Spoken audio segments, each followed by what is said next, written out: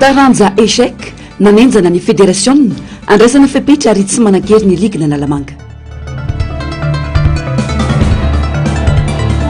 Amorona koa na bypass tany mire 720 hektara nalaina amboletra tamin'ireo tompony.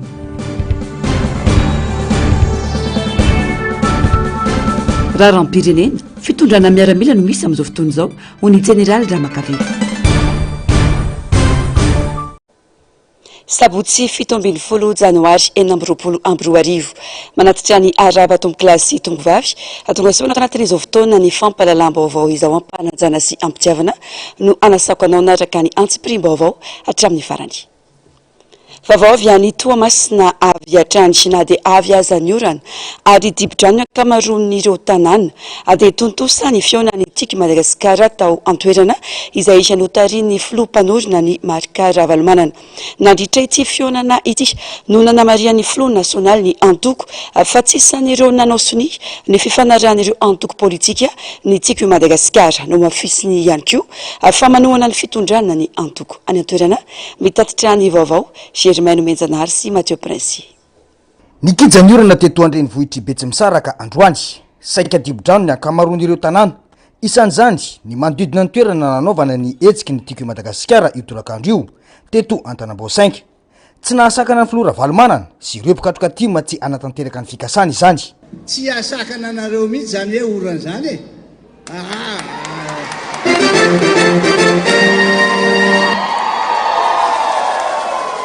Tsika matoky tsika mino fa zavatra rehetra dia miasa miaraka asoa ka masoa atsika ny avian'ny orana mba hahafahana misedra atsika mitsapa atsika aiza amin'ny fitiavana aiza amin'ny fanantenana ary aiza amin'ny finoana mino fotsiny ihany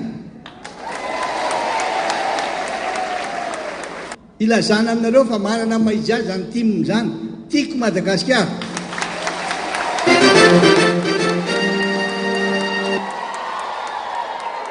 Ary manana olona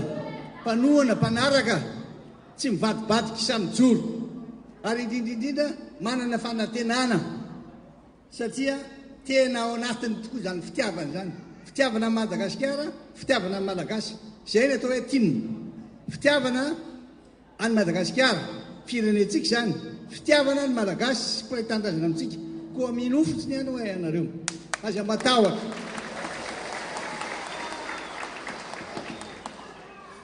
Koa dia faly miarabanareo trary ty taona vaovao 2024 ity. Engane ty taona ty tena ahitantsika zany hoe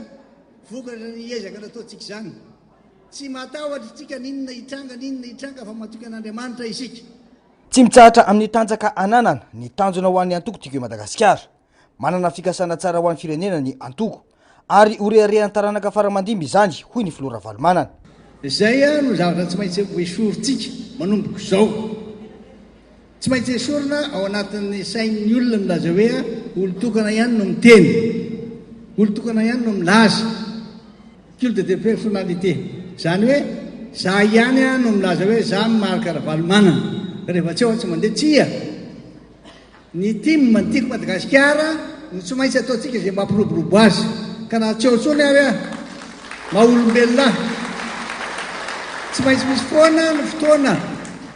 iafarana fa le tiako Madagasikara tiako malagasy mijanona foana ka tsy voatery hoe tsy maintsy za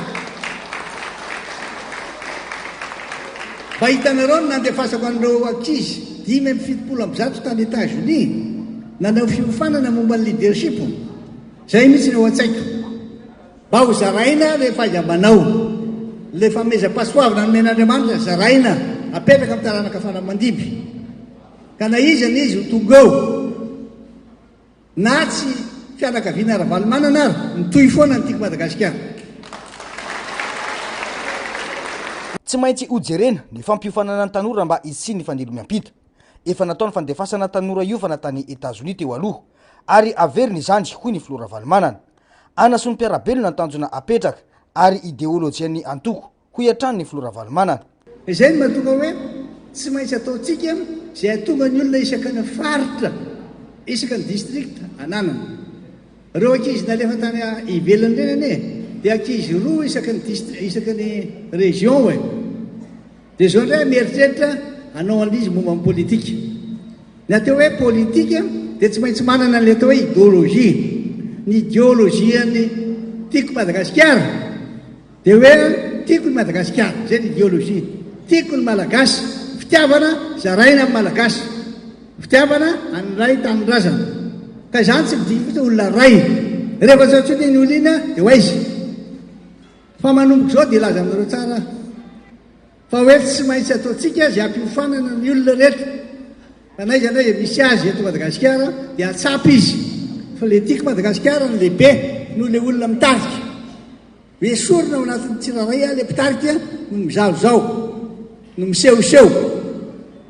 zay mantsy hoe culte de personnalité fa tsy maintsy ataontsika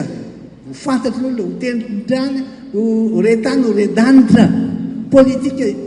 généralny tiako Madagasikara dia ho zaraina ny olona rehetra dia mijanona foana io arina zavatra kendreny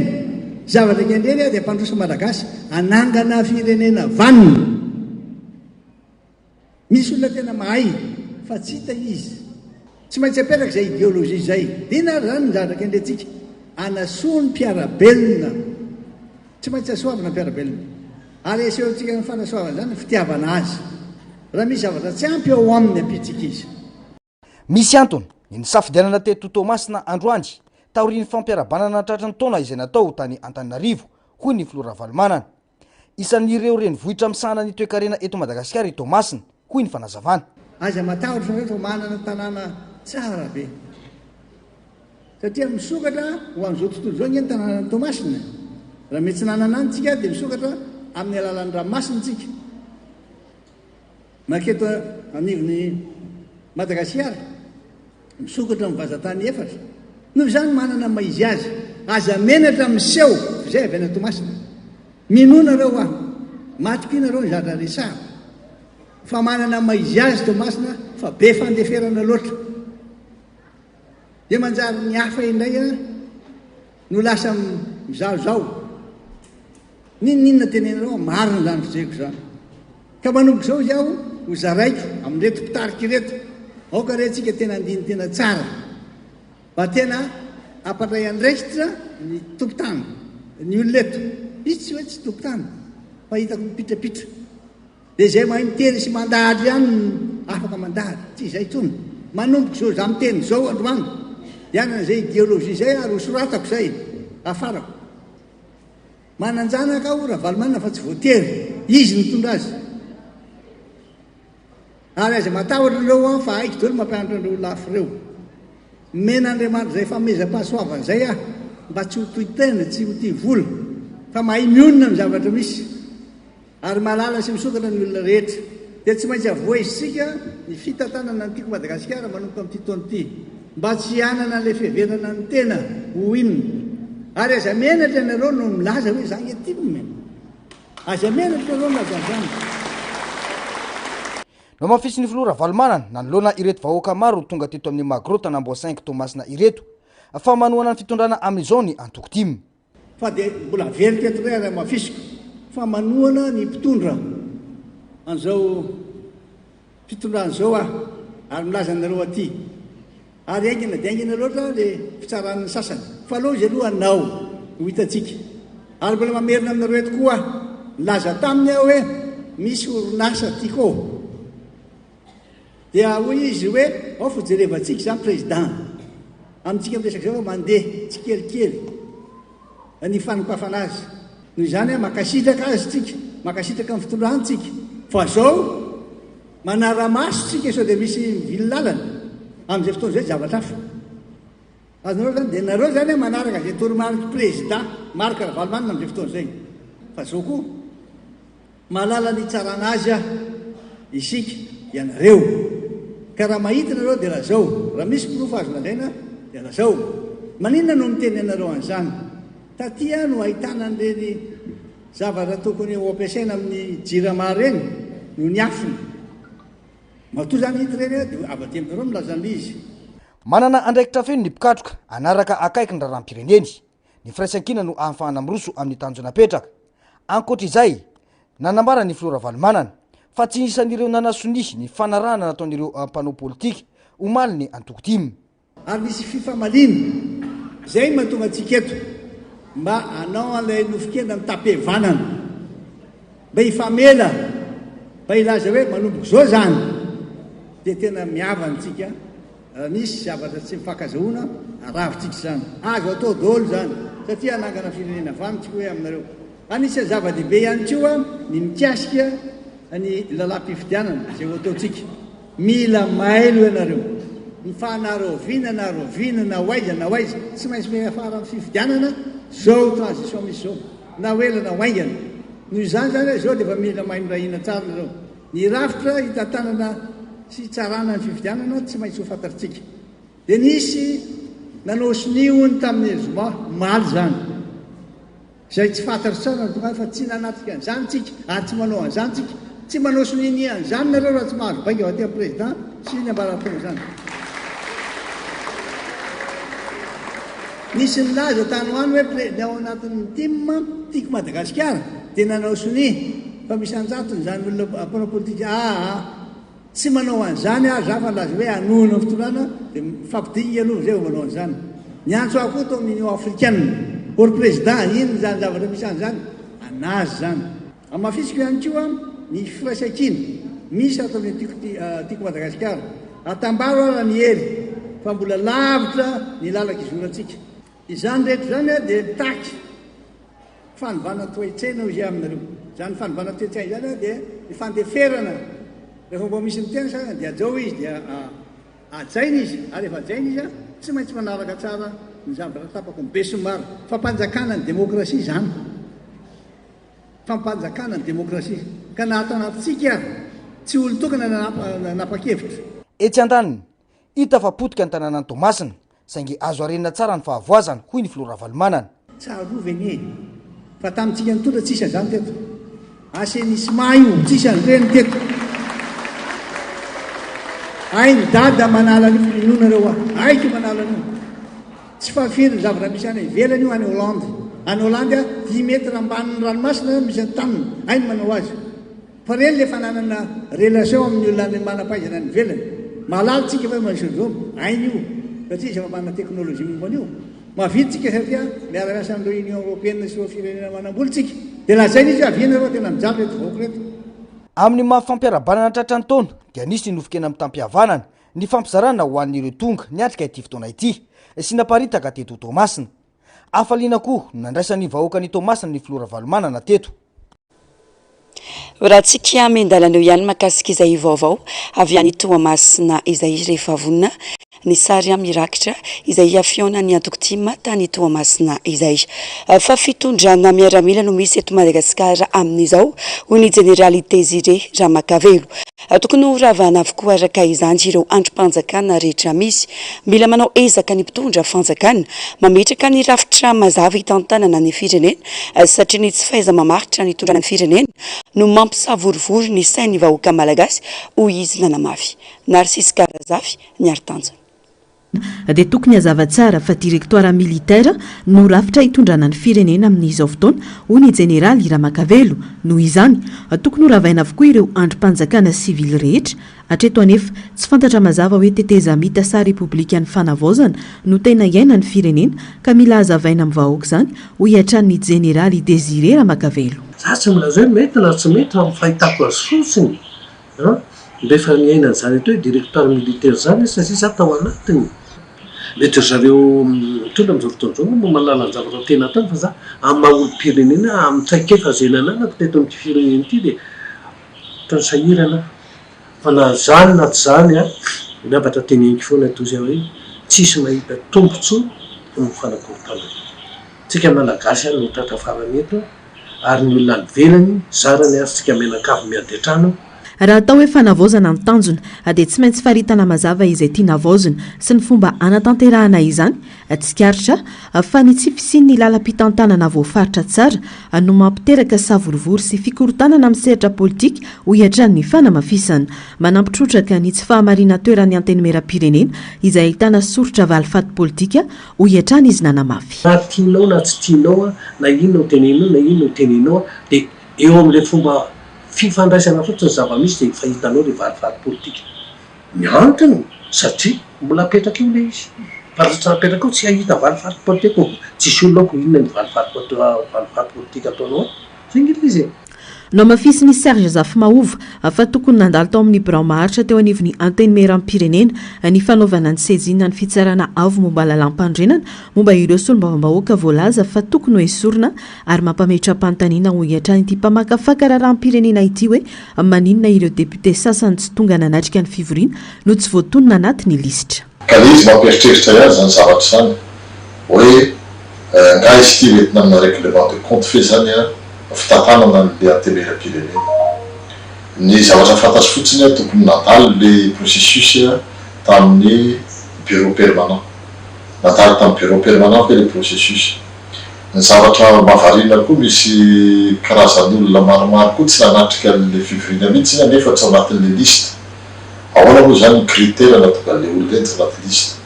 za rehetrarehetra zany zany mila ataontsika hoe fanazavana sy fitoniana. Mila manana fahasahina ireo miaramila izay nomen'ny vahoaka fahefana manovany tsy mety rehetra eto amin'ny firenena ho iatra ny fanamafisana avy amin'ny jeneraly Désiré Ramakavelo ho fitsinjovana ny filaminana sy ny hoavy ny firenena.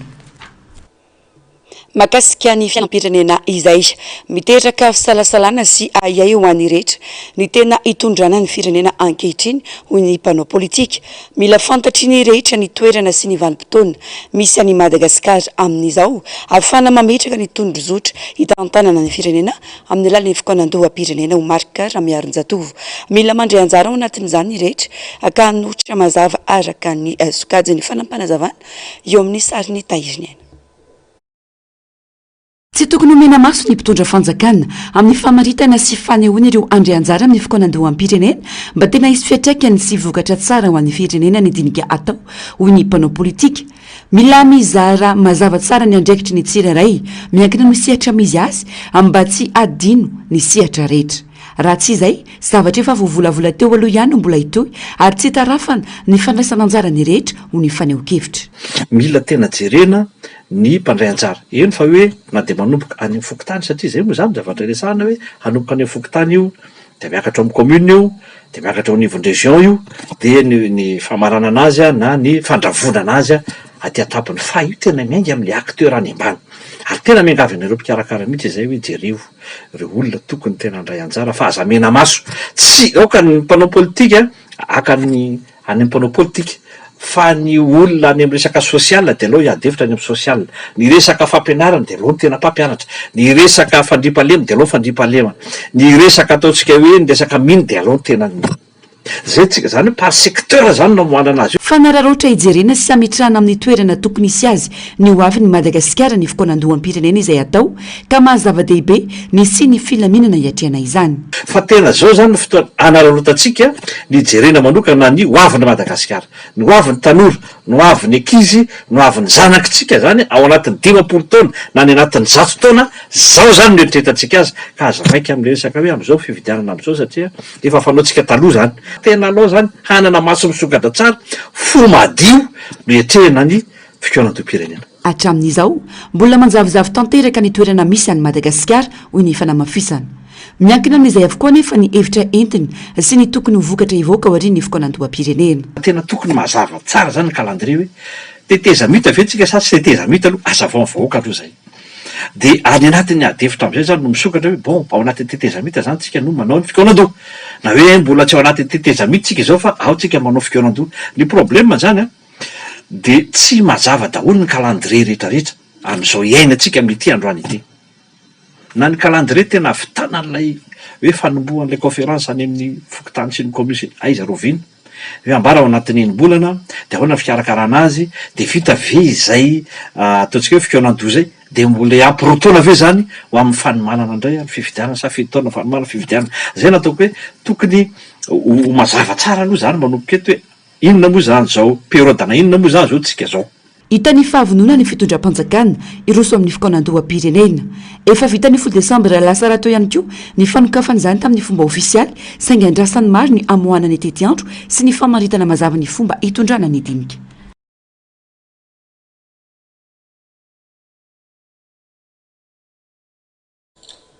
Iverina ny Thomas nisika atao anatin'ity fanadihadiana ity satria efa vonona ny fanadihadiana avy any antoerana nitondra fanazavana mikasika ny fototra iorena ny antoko tiky Madagasikara ny filoha lefitry ny anteny oeram-pirenena faritany Toamasina misy antony ny fanavaozana ao anatin'ny antoko izay nambara ny filoha Ravalomanana Marika Androany fanadihadiana. Tsy tonga ho azy ny fametrahana fototra iorenana vaovao ho an'ny antoko tim izay napetraka ny filoha Ravalomanana hoy ny solombavam-bahoaka Fidèle Razarapiera. Omena andraikitra feno ny rehetra manomboka izao. Mitaky fiovana toe-tsaina izany izay ankina ny fampiroboroboana ny antoko. Feno rano any amora rano eto amintsika eto dibo-drano tanàna dia ina ny ataontsika manao Facebook tsika dia hoe président jereo zahay efa tondra drano aminay ety nefa misy président fokotany eto misy maire eto fa noho hoe manindraindra olona tokana atsika dia hoe tsisy vahaolana mihitsy raha sy le président foana dikany tsisy olona fantatra zany akoatrany fa le président efa président premier ministre le président le président ny assemblée nationale le président sénat le président maire nandreo koa le président radia zay le hoe culte de personnalité tsy misy olona afaka mandray andraikitra raha tsy izy irery ihany dia tonga amin'ny katolika io miaraka aminy amin'ny alala ny ary ao aminy zay tsy misy afa-tsy zay dia lasa mampitovy tena amin'Andriamanitra le olona amin'izay fotoana zay dia zay ny tiany président ho azotsika hoe raha diso manindraindra olo-tokana loatra tsika dia na ny fandraisana andraikitra ary tsy miainga avy amintsika fa rehefa tsy eo iny dia fampiandry aloha na dia misy tompona andraikitra eo dia mbola miandry décision président ka mbola tsy niteny président dia avy eo amin'izay misy an'le enjana be tonga hoe osy président hoe ino ny tena grave satria misy culte de personnalité dia misy olona tokana manangatena ho anjely dia iny anjely iny amin'izay mampita hoe osy président hoe mandana ho ny anao makary. Mila samby joro miaina anaty finoana sy fahamarinana ny rehetra ho iantrany ny fanazavana. Mazava raha teo ny teny izay nataony filoha-mpanorona ny antoko fa ny anasony vahoaka malagasy no tanjony antoko satria tiako i Madagasikara izay midika fizarana fitiavana ho an'ny rehetra tsy ankanavaka. Lafimbavao hafa kosa indray nanomboka ny alarobia lasa teo ny fanisana mivantana ireo mpiasa-panjakana iadina amin'ireo mpiasa-panjakana matoto ireo mpiasa rehetra ny nevin'ireo ministera sy ireo androm-panjakana ary organisme rattaché no manovan'izany ankoatra ny any ministera ny fahasalamana sy ny fanabeazam-pirenena akendrena ny amantara ny tena isa mary n'ireo fonctionnaire tena miasa araka izao fanadihadiana natao ny Narcisse Karazafy sy ny aritanjona izao.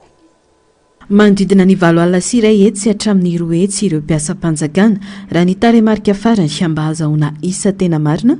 dia nydroso tamin'ny fanisana ireo mpiasa-panjakana ny fanjakana tafiditra indrindra amin'ny ady amin'ireo mpiasa-panjakana tsy hita miasa kanefa mandraika rano na ireo antsoina hoe mpiasa-panjakana matoto araka ny fanapa-kevitra navoakan'ny ministera ny asa ny fampananana asa ary ny asa-panjakana dia ho tanterana manerana ny ministera sy ireo androm-panjakana rehetra ary koa amin'ireo sapandrara mifamatotra aminy ny fanisam-batana na recensement physique ireo mpiasa-panjakana akasika ireo mpiasa rehetra na aty amin'ny foibe na any amin'ny faritra ity fanisana ity tanjona ny anamarinana ny fisian'ny mpiasa tsirairay eny amin'ny toeram-piasany tsy zava-baovao ny fisiany ireo mpiasa-panjakana matotoy ny fanehoan-kevitra atry ny ela no ny andrasana izao fanapahan-kevitra izao satria fanetry be ny firenena ny fisian'ireo olona manararoatra ny asa-panjakana ka mampahantra ny fanjakana sy ny vahoaka ho ny fanehoan-kevitra ireo mpanaraka andraraham-pirenena. Zava-dehibe tokoa izy iny ary anisan'ny nanaitra tokoa na eny hoe manomboka androany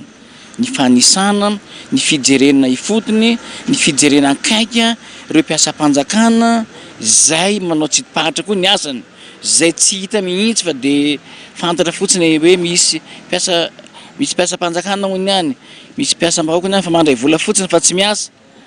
dia zay taoko hoe zay tsy miasa dia aoka izy tsy hinana fa zay miasa ny tokony andray vola tokony andray karama ka ampy zay fahazon'izay ampy zay ary taoko hoe zara teteny mihitsy hoe fanambakana ny vahoaka malagasy zany ka tsy mahadiso ny fandraisana ndraiky sy ny mpitondra fanjakana. Isan'ireo mpiasa-panjakana matoto ireo mpanao tsidipahatra fotsiny sy ireo olona tsy manatanteraka ny asa kanefa mandray karama-tsiara-dratriny anisan'ny fepetra lehibe iantohana ny fahamendrehana sy ny fahavitrihan'ny asa-panjakana izany araka ny vinana petraky ny praiminisitra Heritsalama Rajaonarivelo. Malohana izany miantso ny ampahafantarana pahibe maso ny lisitra ofisialin'ireo olona voaporofo fa mandray karama-tsiara-dratriny ary koa ny famerenana amin'ny fanjakana ny volavery vokatry ny asa tsy ny tanterana ity mpanao politika ity. Ireto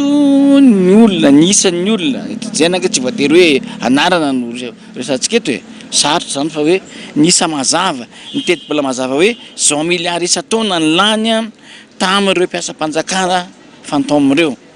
Dia inona no mety ho fiantraikan'izay any amin'ny teti-bola mpanjakana, inona no mety ho fiantraikan'izay any amin'ny teti-bola ny ministera tsirairay, inona no mety hoe ho fiantraikan'ny goavana amin'izay any amin'ny toe-tsain'ny malagasy, any amin'ny toe-tsain'ny mpiasa-panjakana, any amin'ny toe-tsain'ny tsirairay hoe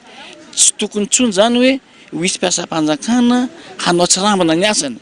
ary tokony isy amin'izay hoe fiantraikana ny avaka malagasy tokoa fa io ilay mpiasa-panjakana fa nakarina ny karamany. Ankoatra izay miantso ny fandraisana fepetra araky ny lalàna ho an'ireo tompon'andraikitra voakasika ho fampitandremana sy ho fiarovana ny tombotsoam-bahoaka ihany koa i registra Mamonjy antenaina fa hitondra fanavaozana sy fanadiovana lalina eo anivon'ny asa-panjakana ity fanitsana ity ary hanamafy ny fitokisan'ny vahoaka amin'ny fitantanan-draharaha mpanjakana. Vaovao ny trangam-piarahamonina nalaina ambolitra tamin'ireo tompony tamin'ny fomba tsy manara-dalàna sy tsy nisy fifampiarana ny tany manodidina ny 20 hektara etsy Amorinakoana bypass araka ny fitarainan'ireo mponina sy tompon-tany orinasa vahiny iray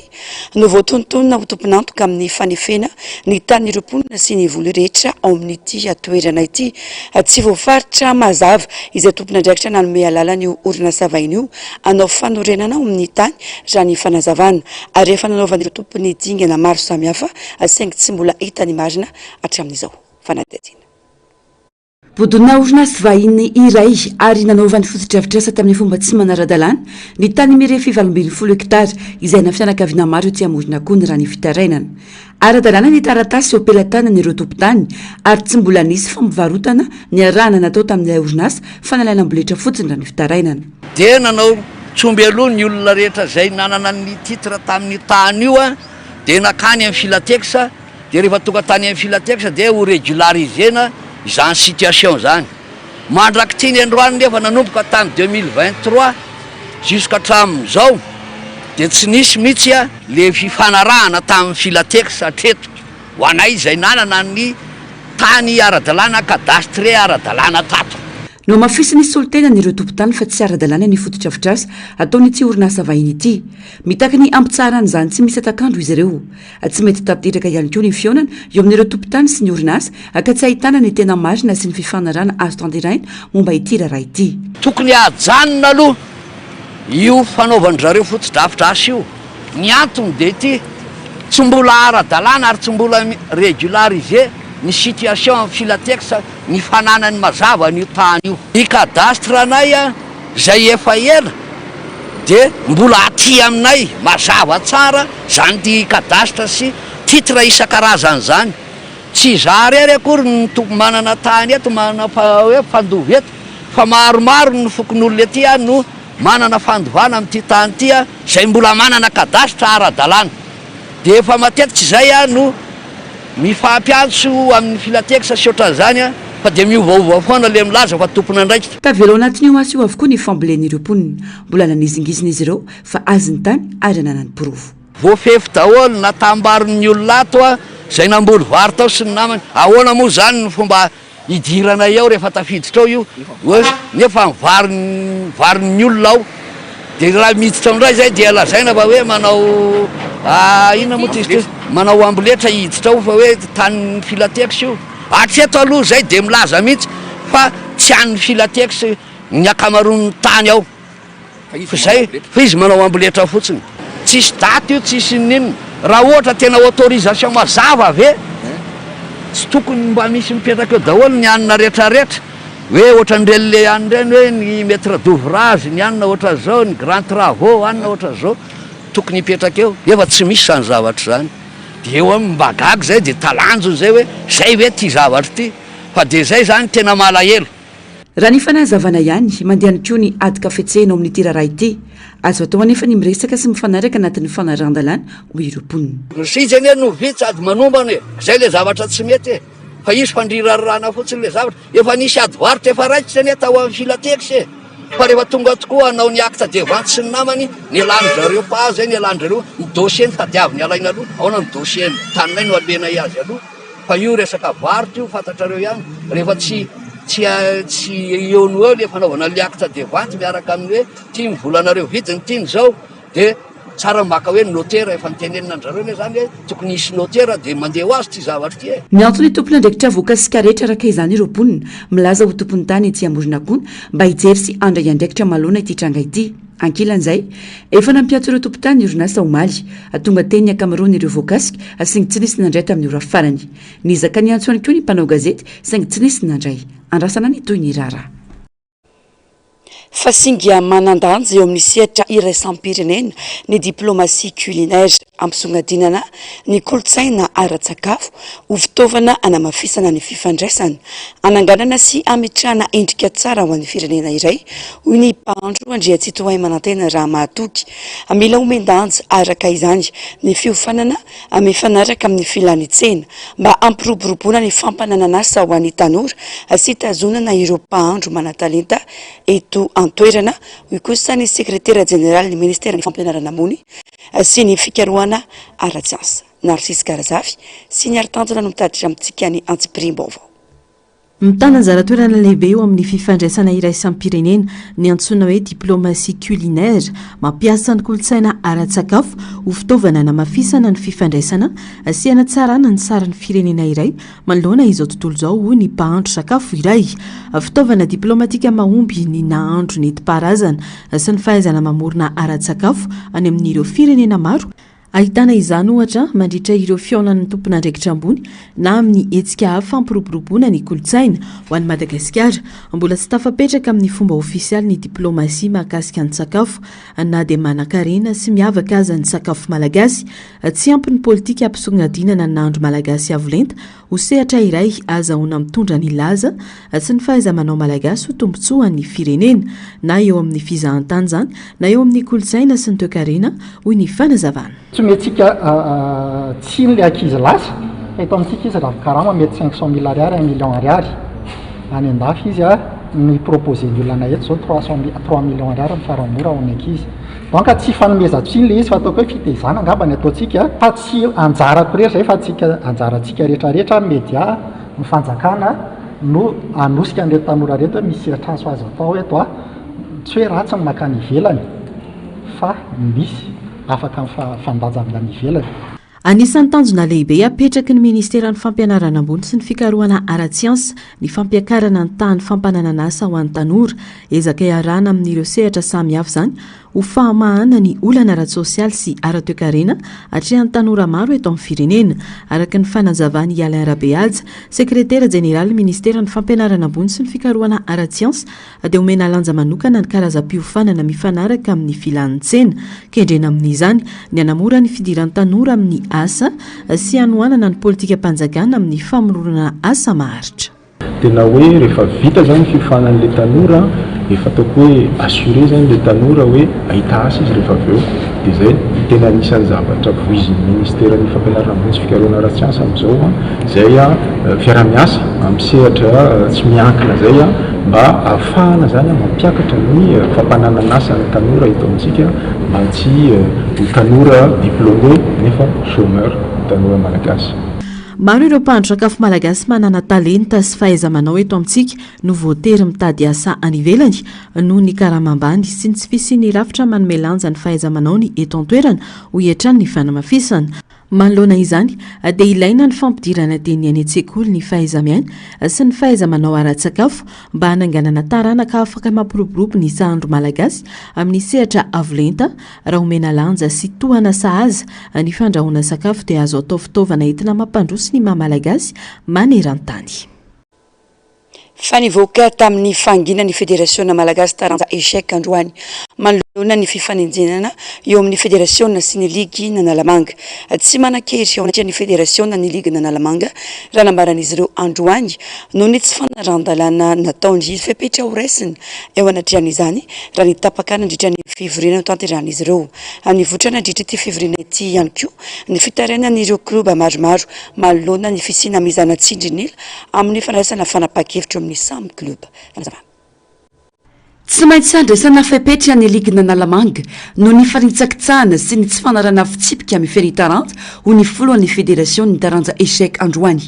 Izy ireo izay efa voasazy ny fédération kanefa mbola nitarika ny fividianana ihany izay tsy manara-dalàna tanteraka. Izy fepetra ho raisin'ny fédération mikasika ny fanarakaraka an'izay. Fa ny fepetra ho raisina angamba tsy afaka ho lazaina eto fa andray an'izay fepetra izay ny fédération. Anday fepetra ny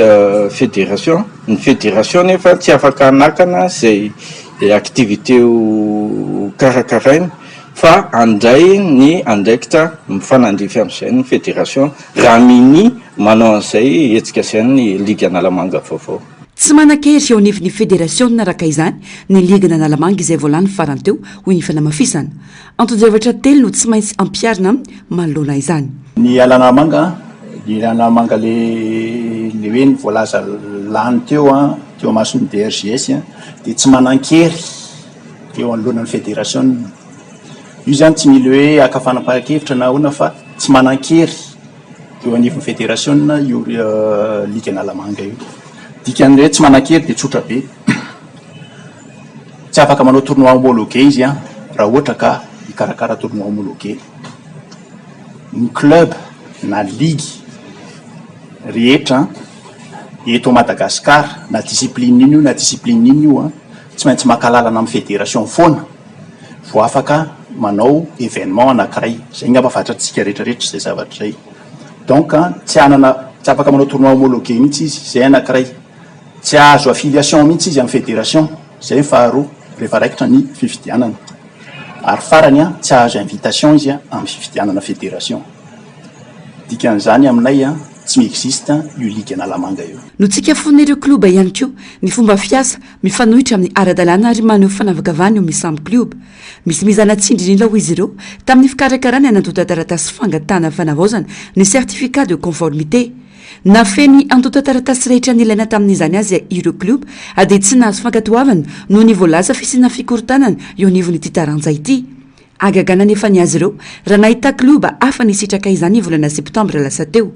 Tranga izay tsy azo ekena ary toerina hoy ny fanamafisana. Nanao renouvellement zay nanomboka ny mois de juin. Rehefa natao le izy dia vita ny AG,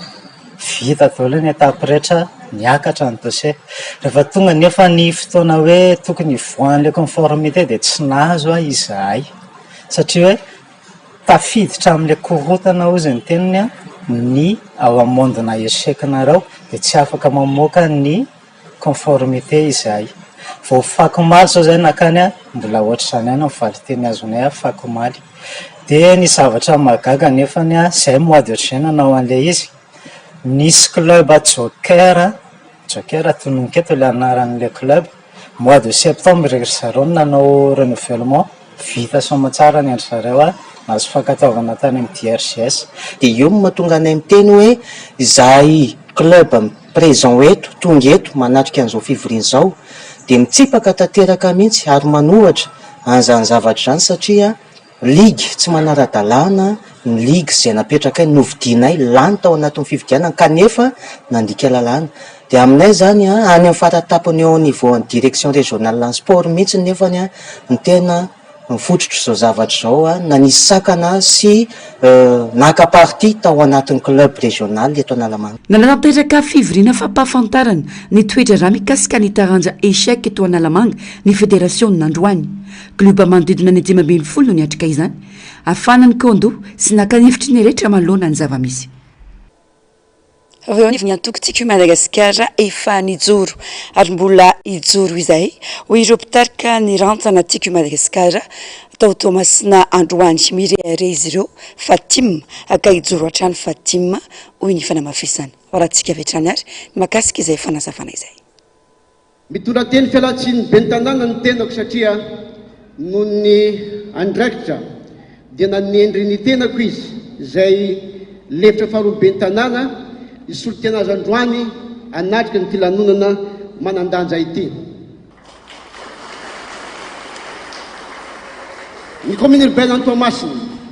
dia manokatra varavarana ho an'izay rehetra iara-iasa iara-salahy almetanana ho fampandrosona ny Toamasina sy ny voaka ao anatiny. Tagnatin'ny taogno maromaro mba tsy lazagna hoe 70 taogno tsika zay nitologno foagna teo foagna ny tanora tsy niala ny tanora tim ary nagnano araka zay tratrany fa surtout ho an'ny tanora tim zegny magniry de magniry zay tanora tim ny tamataviny mba isian'ny encadrement misy kokoa efa nisy le takeo fa amafisigny ny encadrement efa nisy takeo ho an'ny tanora ka izay viavy tiako Madagasikara Toamasina voalohany indrindra fa mifaritra antsinanana Andriamatoflo dia magniry zay ranjaly nandritra ny 19 taona lasagna zay zakainjandriko lahy takeo igny dia mbola hitogna mi zay mitsangany togno mangataka fiofanana izay viavy mba ahafahanay miasa mamelony tegna manokana mba ahafahanay miavo tegna. Maro ny viavy tsy managnasa ary mitaiza manokana ary ny manano tegna koa tio andagnina.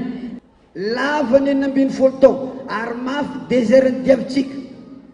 nagnano zay président fo amin'ny andro io tegna miazakazaka ny olono mampitaha olo itretegna no foloa za tsy midoka vato fo za fa milaza aketo maro olo miandrandranao ane ifotoagna ny fifidianana raha tadiaviny agnalanjirofo indrindra ny fianaka agnano mafy zay hagnano zay saksakanana aza igny mivokatra tsy nagnano propagande anao igny izy mbola magnerim-bola kokolana ampediva fo amin'ny andro raiky ty amin'ny fotoagna tegna ny fagnekena magnome toko zay président fo iezaka araky zay tokony hitratranay alifasy le fanovana fahatelo fara zay hety agnaraka le toromarika naty akaty tamin'ny ady mangiry firy zay nagnaraka président am'izao milamy zao magnome toky anao fo tsy zao ndraiky zay vo amadika akanjo fo zao zay vo meke migeny tsara fa vo miaraka aminao voray ny afatra nalefanao teo teto foa zay hatramin'izay nanomboka tamin'ny 2002 hatramin'izao fotoana zao ary hatramin'ny ho avy dia iaraka aminao fa zay monsieur le président eto dia misaotra manokany atsika tonga eto satria maro ihany ko ireo olana saina zay atao hoe mety proravalymanana izy mety tany amina tokafako izy teo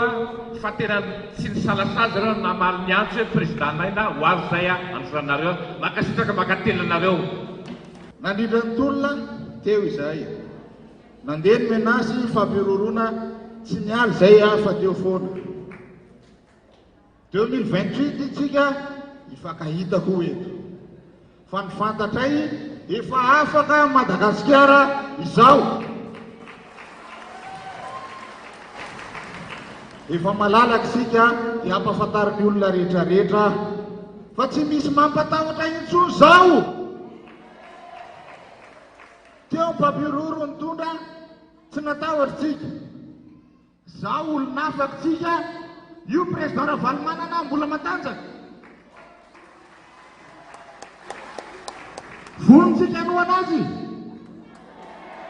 vonitsika ano anazy atsangana ny tanana zay vonina makasitraka président maresaka avy any ivelany kosa indray ny savoritaka ny toetra raha atao andrenivohitry Kampala atao ry ny fanambarana ny voka-pividianana flo ampirenena vonjimaika atao Uganda ny poka tampoka ny fetsiketsihana andalambe ka niditra antsehatra ireo mpitandro ny filamenana Uganda mba ampitsarana ny etsika fanadihadiana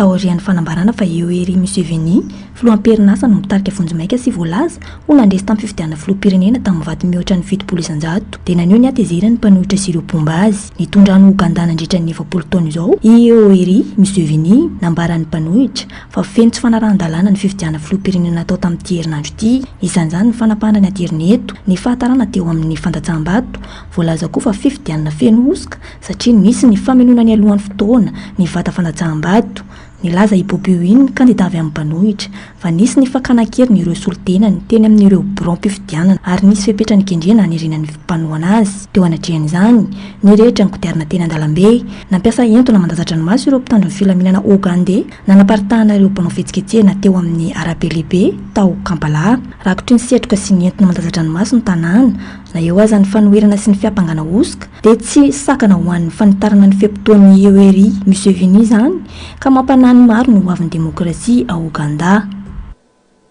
Fananao fanambarany Vladimir Poutine filohan'ny Rosia fahavonina ny fireneny amezina amin'ny laon'ny fifandraisana ara-diplomatika amin'ny Eropa. Fanampanazavana. Nandritra ny lanonana tao amin'ny lapan'ny Kremlin ho fanomezam-boninahitra ireo ambasador vahiny vaovao no nilazan'ny filoha Rosiana Vladimir Poutine fa vonina merina indray ny dingana nisy azy tamin'ny fifandraisana ara-diplomatika amin'ny Eropa i Rosia. Manantena ny filoha Rosiana fa iova tsikelikely ny toetra ara ka iverina amin'ny fifandraisana ara-dalàna sy mahasoa ho an'ny firenena tsirairay izay mifototra amin'ny fanajana ny tombontsoa iraisan'ny firenena rehetra ny fandinihana ireo ara-piarovana. Nanamafy Vladimir Poutine fa mijoro amin'ny foto-kevitra i Rosia sady vonina ny amerina indray ny dingan'ny fifandraisana rehetra. Ny alakamisy lasa teo, ambasador avy amina firenena 7 no nanolotra ny taratasy fanendrena azy ireo ho an'ny filoham-panjakana Rosiana tao Moscou. Hatreto, mbola tsy dia tsara ny fifandraisan'i Rosia amin'ireo herin-tandrefana hatramin'ny nidiran'ny Rosia antsehatra tany Ukraine. Lehilahy lehibe fo kely eran-tany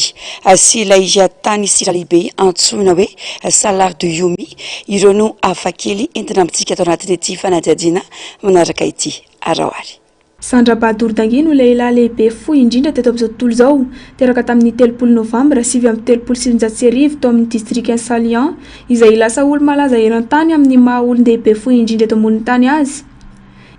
7.20 cm ny halavany ary milanja 12 kg tenany.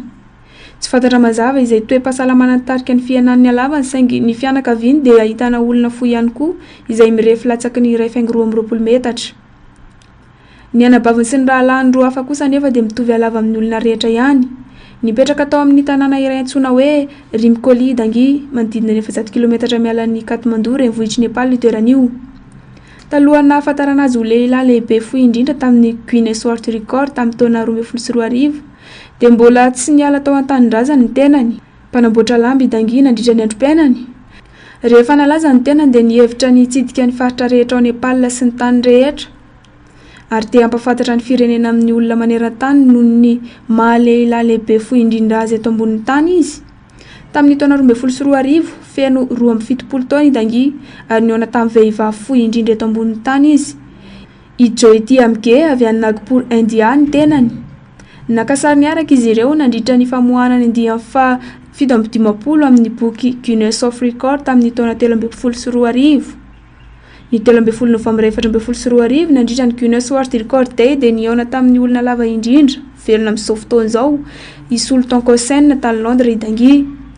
Nandritra ny taona faran'ny enany nanao 10 fampisehoana tany amin'ny faritra atsimon'ny Pasifika niaraka tamin'ny Tupal Brunos Magic Circus tao Samoa i Dangi. Maty tamin'ny 3 septambra 2022 tao Bago any Samoa Amerika tamin'ny 570 taona moa i Dangi. Hita amin'ny tapitany ao atsimo mandefa ny Bolivia any Amerika Atsimo ny Salar de Uyuni izay tany sira lehibe indrindra eto tany. Manarina tany manodidina ny 2.5 kilometatra tora-droa. Akaikin'ny tanànan'ny Uyuni izay nanome ny anaran'ity toeran'ity. Amin'ny fotoana misy ny rano, lasa fitaratra goavana mamerina ny lanitra sy ny tendrombohitra amin'ny fomba mahavariana ity toeran'ity. Amin'ny fotoana maina kosa dia tany fotsy matevina izay ampiasaina amin'ny famokarana sira sy ny fitrandrahana lithium loharano karena lehibe ho an'ny Bolivia ny Salar de Uyuni. Toerana malaza ity ho an'ny mpizahatany maneran-tany tonga haka sary sy iainany akanton'ny tontolo voajanahary ary hianatra momba ny tantara sy ny kolontsaina nentim-paharazana ao amin'ny faritra. Tsy vitan'ny hoe mahavariana amin'ny maso ny Salar de Uyuni fa manana lanjara toe-karena sy ara-tsiansa ka mahatonga azy ho toerana hafakely sy tsy manam-paharoa eto an-tany. Tapitra ny fampalalam-baovao tombo kilasy tombo vavy mankasitraka anao nanaraka izany hatramin'ny farany ary mametraka ny veloma mandrapita fa ao amin'ny herinandro indray. Veloma tompoko.